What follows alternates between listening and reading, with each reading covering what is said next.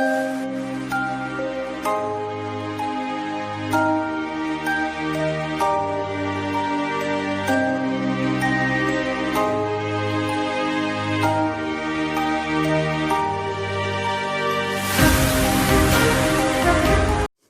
है आप सभी का सूरज कुमारी गाड़ोदिया के ऑनलाइन क्लासेस में। मैं विजयलक्ष्मी सामाजिक विज्ञान में। आज हम कक्षा 10 के अध्याय 8 जल संसाधन के बारे में विस्तार से अध्ययन करेंगे। आप सभी जानते हैं कि संसाधन सीमित होते हैं। मनुष्य मुद्रा से वस्तुएं खरीद सकता है, किसी चीज को प्राप्त कर सकता है, किंतु संसाधन नहीं बनाए जा सकते, वे सीमित ही हैं। तो इन्हीं संसाधनों में एक हमारा संसाधन आता है जल। पृथ्वी के कुल धरातल पर 71% भूभाग पर जल पाया जाता है और 29% भूभाग पर स्थल पाया जाता है। और इस 71% भूभाग पर जो जल है उसमें से भी 97% जल तो हमारा महासागरों में खारे पानी के रूप में यानी कि समुद्रों में पाया जाता है, और शेष बचा 3% जल ही मीठे जल के रूप में है। इस 3% को भी हम पूरा उपयोग नहीं ले पाते हैं। इस 3% को अगर हम 100% माने तो हमारा 69% जल तो हिमनदों पर बर्फ के रूप में जमा हुआ है। फिर बचा हुआ है उसमें से 30% जल भूमिगत जल के रूप में है, और शेष बचा 1% जल जो है वह मनुष्य के पेयजल के रूप में उपयोग में आता है, जो कि हमारी नदियों में भी है और अन्य संसाधनों के लिए भी हम इसी 1% में से काम में लेते हैं, जैसे कृषि के लिए, अन्य कार्यों के लिए। तो इस प्रकार से जल संसाधन बहुत ही सीमित है। जब संसाधन सीमित है उनका प्रबंधन श्रेष्ठ होना आवश्यक है। अब हम आगे जल प्रबंधन के बारे में पढ़ते हैं। प्रबंधन का अर्थ होता है किसी भी वस्तु का श्रेष्ठतम तरीके से उपयोग करना। तो इसके लिए अब जो ये जल है इसका जो वितरण है वह बहुत ही असमान है।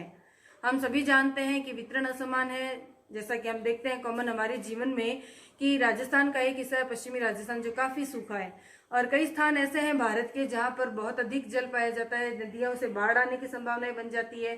कई बार हम देखते हैं बरसात का कि अतिवृष्टि हो रही है कहीं पे तो, और कहीं वर्षा की मात्रा बहुत सीमित है। तो इस वितरण की असमानता के कारण जल का जो विभाजन था ये संतुलित नहीं था, और इस कारण से हमारा जो जल था इसको संतुलित करने के लिए हमने इसके प्रबंधन की तरफ विशेष ध्यान दिया। और इस प्रबंधन के अंतर्गत हमने जो कार्य किया वो था हमारे बहुउद्देशीय जल परियोजनाएं।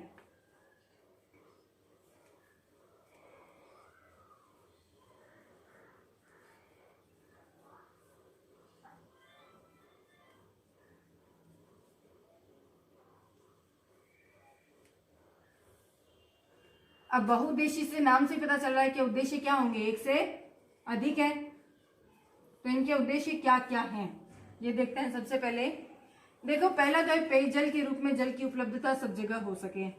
जहां पर अधिक हो रहा है वहां से उसको, जहां पर कम है वहां तक उसका वितरण पहुंचाना। ठीक है, पेयजल या सिंचाई वगैरह कृषि वगैरह के लिए इसका समान वितरण हो सके। दूसरा हो गया हमारा सिंचाई के लिए, यानी कि बहुउद्देशीय परियोजनाओं का पहला उद्देश्य होगा पेयजल की आपूर्ति, दूसरा हो गया सिंचाई। और फिर हमारे पास हम देखते हैं कि जल विद्युत परियोजनाएं, जल विद्युत का भी उत्पादन हो रहा है। तो जल विद्युत उत्पादन हमारा उद्देश्य था। ठीक है, इसके बाद हम पढ़े तो देखो असमान वितरण के कारण अभी मैंने आपको बताया कि कई जगह थी जहां सूखा रहता था, कई जगह थी जहां पर बाढ़ आती थी। तो इस बाढ़ को नियंत्रित करना भी हमारा एक प्रमुख उद्देश्य था, बाढ़ नियंत्रण। ठीक है, फिर आता है कि इन कामों के अलावा हमारे यहाँ बहुत सारे जीव जंतु पशु पक्षियों की विभिन्न प्रजातियां पाई जाती है। अब अगर उनको जीवित रहने के लिए अनुकूल परिस्थितियां नहीं मिलेगी तो क्या होगा, खत्म हो जाएंगी, विलुप्त हो जाएंगी प्रजातियां। तो इस प्रकार से जैव विविधता को संरक्षण देने के लिए भी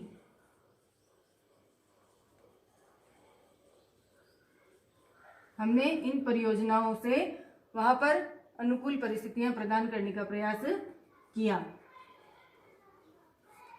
फिर आता है हमारा मत्स्य पालन, ये भी हमारा इन परियोजनाओं के अंतर्गत एक उद्देश्य होता है। यानी कि जब भारत के अंदर बहुउद्देशीय परियोजनाएं प्रारंभ की गई तो उसके उद्देश्य क्या क्या थे?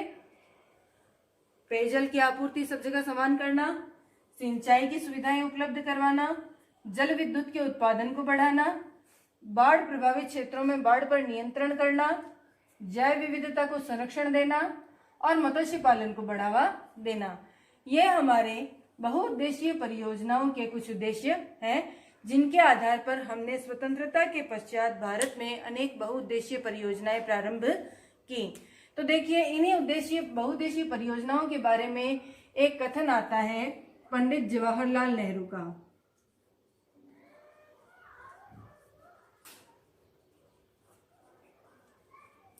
पंडित जवाहरलाल नेहरू ने इन बहुउद्देशीय परियोजनाओं को आधुनिक भारत के मंदिर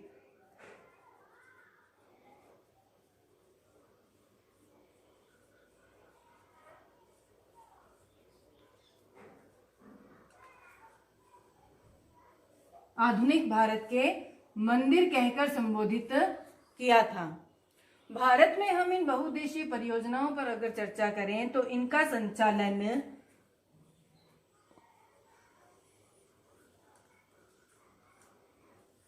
केंद्र और राज्य दोनों के द्वारा किया जाता है।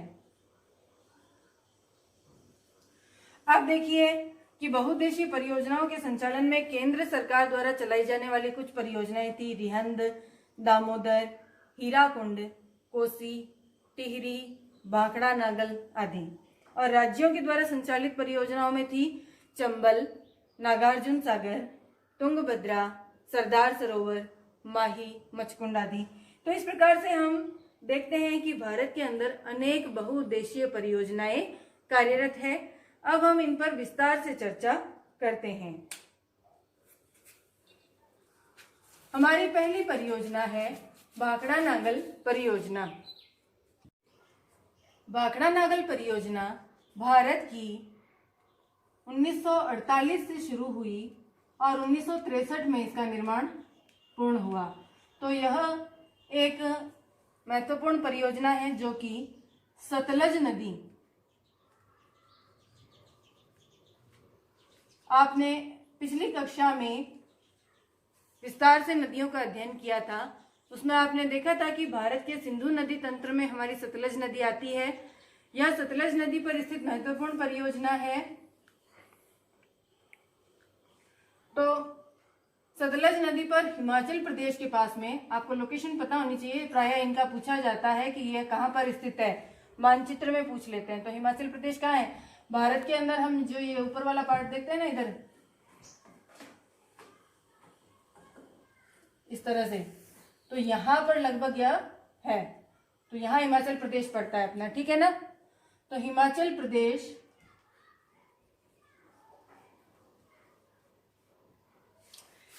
प्रदेश के अंदर बिलासपुर के निकट यह परियोजना स्थित है, सतलज नदी के ऊपर है। भाखड़ा नागल इसका नाम है और 1948 में स्टार्ट हुई। 1963 को इसको राष्ट्र को समर्पित किया पंडित जवाहरलाल नेहरू ने।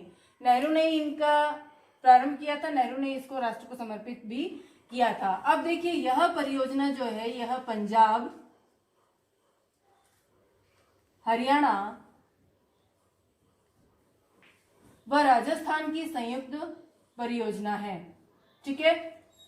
भाखड़ा नागल परियोजना से प्रभावित राज्य कौन कौन से? पंजाब, हरियाणा और राजस्थान। अब हम आगे चर्चा करते हैं कि इस परियोजना को प्रारंभ करने का उद्देश्य क्या था। तो सिंधु नदी तंत्र के अंतर्गत हमारी ये जो थी सतलज नदी है, यहाँ से निकलती है। फिर हमारे यमुना नदी है, तो यहाँ से निकलकर यमुना नदी जो यमुनोत्री इधर से निकलती है, फिर यहाँ आगे जाकर के ये गंगा में मिल जाती थी।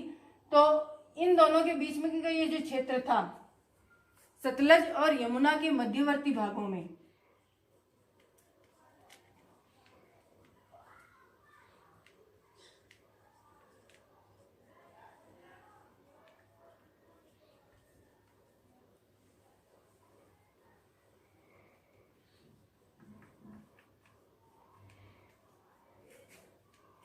सिंचाई, जल विद्युत तथा पेयजल की आपूर्ति करना।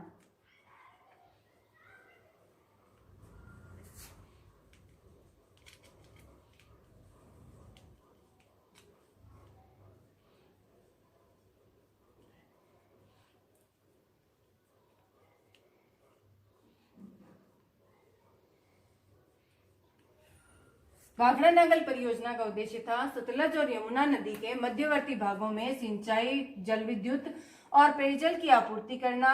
अब देखिए, इस परियोजना के अंतर्गत 2 बांधों का निर्माण किया गया। उनमें पहला बांध था भाखड़ा और दूसरा बांध था नांगल।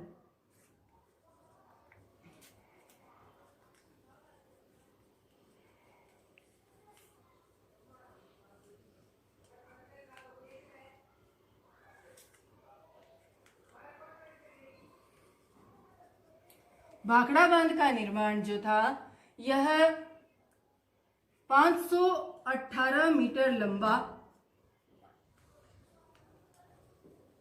और 226 मीटर ऊंचा।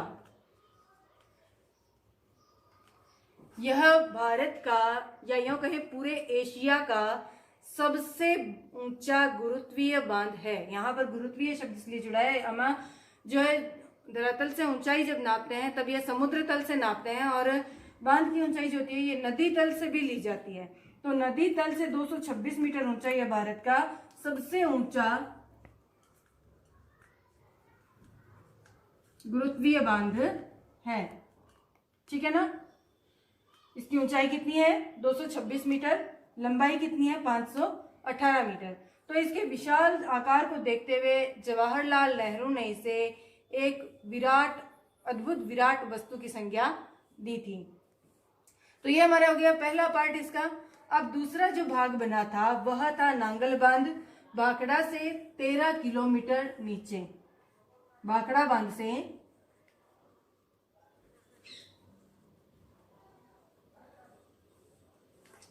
13 किलोमीटर नीचे नांगल बांध निर्मित किया गया। अब इस नांगल बांध का कार्य क्या था? भाखड़ा बांध के अतिरिक्त जल को संचित करना।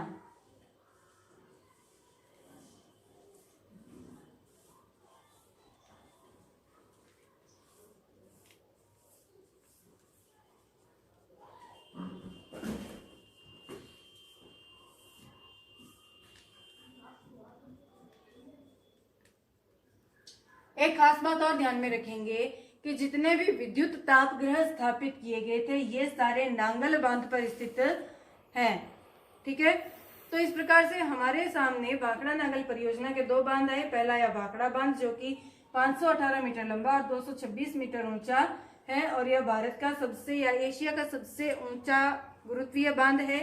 फिर भाखड़ा बांध से 13 किलोमीटर नीचे की तरफ नांगल बांध स्थित है। नांगल बांध का निर्माण भाखड़ा बांध के अतिरिक्त जल को संचित करने के लिए किया गया था, और इस परियोजना में स्थित सभी विद्युत जो ताप प्लांट लगाए गए थे विद्युत गृहों के, वो सारे नांगल बांध के पास में ही स्थित है। अब हम देखते हैं कि इस परियोजना के अंतर्गत कुछ महत्वपूर्ण नहरें निकाली गई थी। तो इन नहरों में हमारी प्रमुख नहरें हैं भाखड़ा नहर, सरहिंद नहर, नांगल नहर,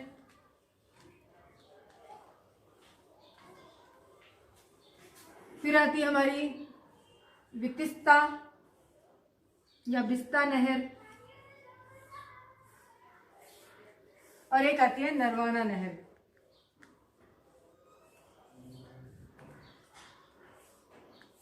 ठीक है। तो ये इनसे नहरें निकाली गई, यहाँ से इस तरफ और थोड़ी उस तरफ भी निकली होंगी। तो इस नहरों से इस पूरे क्षेत्र के अंतर्गत जल की आपूर्ति संचालित की गई। अब देखते हैं कि यहाँ पर कौन कौन से विद्युत गृह स्थापित हैं।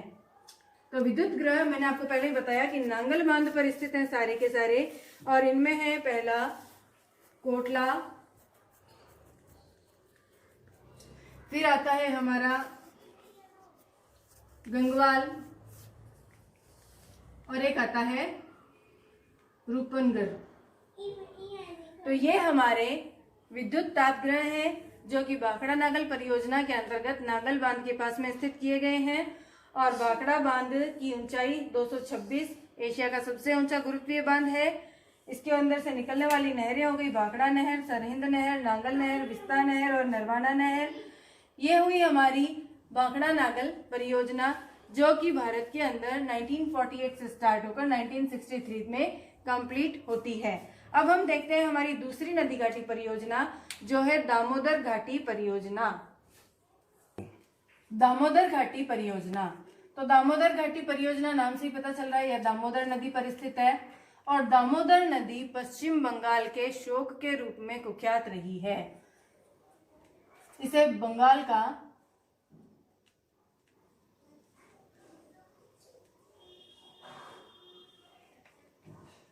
शोक कहते थे। शोक कहने का कारण क्या था? यह नदी जो थी यह निरंतर एक तो अपना मार्ग बदल लेती थी और इसके मार्ग बदलने के कारण इसका एरिया फिक्स नहीं था कि जहां से इसके बाढ़ से बचा जा सके, और बहुत अधिक मृदा का अपरदन करती थी और लगभग 18,000 वर्ग किलोमीटर क्षेत्र को यह बाढ़ प्रभावित कर देती थी। वहां पश्चिम बंगाल की जो जनता थी वहां का पूरा जनजीवन इस नदी की बाढ़ के कारण अस्त व्यस्त हो जाता था और हर साल यह स्थिति बन जाती थी।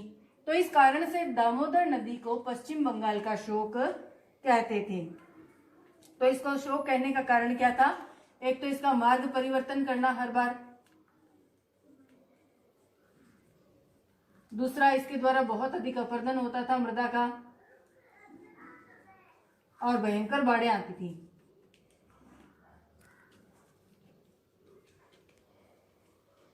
एक बार हम इसका स्ट्रक्चर देख लेते हैं कि देखिए हमने गंगा नदी तंत्र पढ़ा है, उसके अंदर जो हुगली नदी थी उसके अंदर आगे जाकर के दामोदर नदी मिलती है। तो इससे पहले यह जो दामोदर नदी थी यह छोटा नागपुर का पठार, जो हमने यहाँ भारत का नेपाल की साइड वाला जो हिस्सा देखते हैं ना अपन, यहाँ से ये देखिए इस तरह से जो था आगे यहाँ, तो यहाँ से ये जो इलाका है यहाँ पर यह दामोदर नदी है। यहाँ इधर से जो गंगा जा रही थी ये दो भागों में विभक्त होती है, एक मतलब हुगली नदी की शाखा के रूप में और एक पश्चिम बंगाल में जाती थी। तो ये जो दामोदर नदी थी यह हुगली नदी में आगे जाकर के मिलती थी और यही दामोदर नदी जो थी यह यहाँ पर जो अपना इलाका पड़ता है पश्चिम बंगाल, बिहार, इधर बिहार है इधर पश्चिम बंगाल है लगभग, तो इन दोनों क्षेत्रों में छोटा नागपुर के पठार के अंदर बहती थी। और बिहार व झारखंड के अंदर तो इसका जो था वो था 290 किलोमीटर प्रभाव क्षेत्र और पश्चिम बंगाल में था 240 किलोमीटर प्रभाव क्षेत्र। तो अब हम इसके बारे में विस्तार से चर्चा करते हैं। तो दामोदर नदी घाटी परियोजना पश्चिम बंगाल व झारखंड की संयुक्त परियोजना है। ठीक है, फिर आता है यह जो नदी थी इस पर निर्मित यह जो दामोदर घाटी परियोजना है यह एक विश्व के अंदर और परियोजना थी उसके प्रारूप के रूप में बनी थी। ये कौन सी थी? तो अमेरिका के अंदर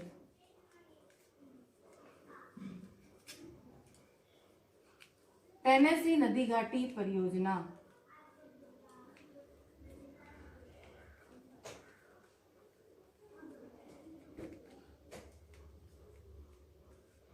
के प्रारूप पर आधारित है।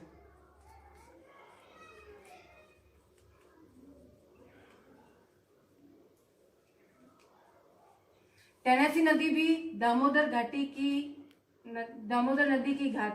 की तरह ही वहां पर विनाशकारी थी और इस नदी पर जो नदी घाटी परियोजना बनी उसी के सेम मॉडल को हमारे भारत के इंजीनियरों ने देखा और सेम इसी के प्रारूप के आधार पर दामोदर नदी घाटी परियोजना का निर्माण किया गया। तो एक बार हम इस नदी की स्थिति देख लेते हैं। छोटा नागपुर का पठार,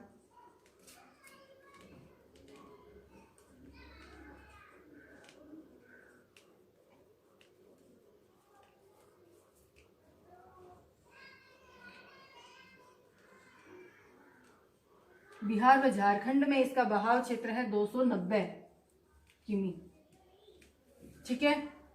और पश्चिम बंगाल में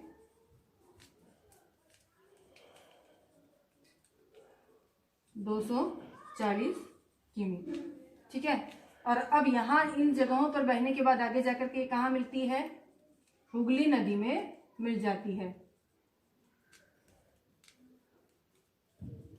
तो आपको इसका बहाव क्षेत्र पता चल गया ना। अब अगर आपसे मानचित्र में अगर ये क्वेश्चन आ जाता है दामोदर नदी घाटी परियोजना स्थित है, यह बताइए, तो आप कहाँ बताएंगे। छोटा नागपुर का पठार आपको पता इधर है, बिहार और झारखंड ये यहाँ है, पश्चिम बंगाल यहाँ है। तो इनमें से एक बीच के सेंटर पॉइंट को लेकर के आप दामोदर घाटी परियोजना को इंगित कर सकते हैं। मानचित्र पूछा जाता है इस पार्ट से, इसलिए आपको बार बार बताया जा रहा है, इसको ध्यान दें। अब देखते हैं कि अमेरिका की टेनेसी नदी घाटी परियोजना के प्रारूप पर आधारित है हमारी दामोदर नदी घाटी परियोजना। यहाँ पर भी ये 1 नंबर का क्वेश्चन बनता है छोटा, कि किस नदी के प्रारूप के रूप में है ये, तो अमेरिका की टेनेसी नदी घाटी परियोजना के प्रारूप के रूप में है। अब आगे चलते हैं और देखते हैं दामोदर नदी घाटी पर स्थित बांध कौन कौन से हैं और इसकी सहायक नदियां कौन कौन सी है। तो इसकी सहायक नदियों पर पहले हम चर्चा कर लेते हैं। बराकर, बोकारो, कोनार, ये इसकी सहायक नदियां हैं, ठीक है ना। स्थित बांध,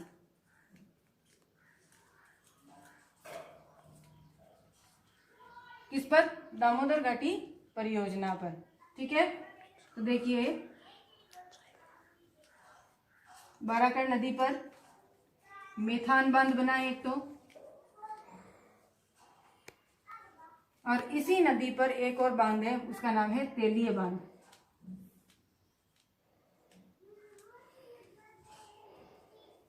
ये दोनों बांध अपने किस पर है, बराकर नदी, जो कि दामोदर की सहायक है। फिर आती है इसकी एक और सहायक नदी कोनार। कोनार नदी पर कोनार बांध स्थित है, इसके नाम पर ही, नदी के नाम पर बांध का नाम रखा गया है। फिर देखते हैं पर्टिकुलर दामोदर नदी पर कौन सा बांध स्थित है।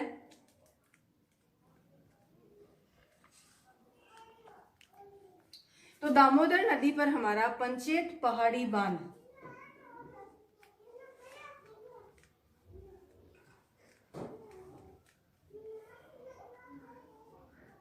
ठीक है। और एक और इस पर बना है दुर्गापुर बैराज।